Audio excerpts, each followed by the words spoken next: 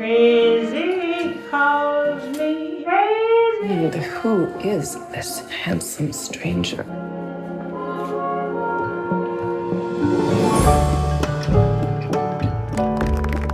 America's been on my wish list for a long time, especially now with the current political situation in Europe.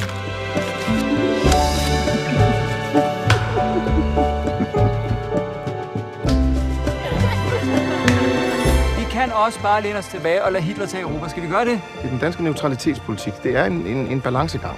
Hvis alle tænker som de, så vinder Hitler krigen. Når krigen kommer, så har jeg brug for sådan en som dem.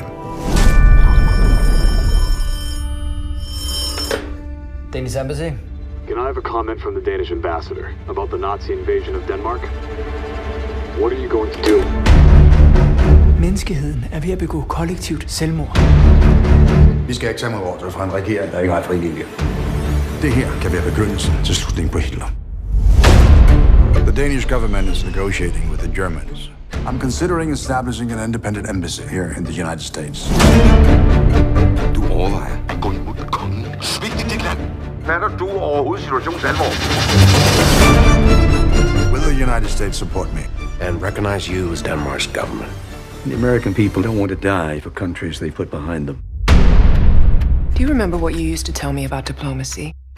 It's 50% information and 50% gambling. So, gamble.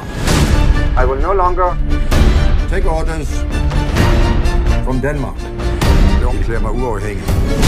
My country is going through dark days. To the American people, being a Dane is being a coward. You have a problem, Mr. Kaufman. I know.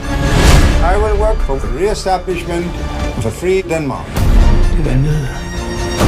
Jeg kan lide det. You are the king. And I know we shall succeed. Tror de virkelig, at jeg blev diplomat bare for at drikke champagne?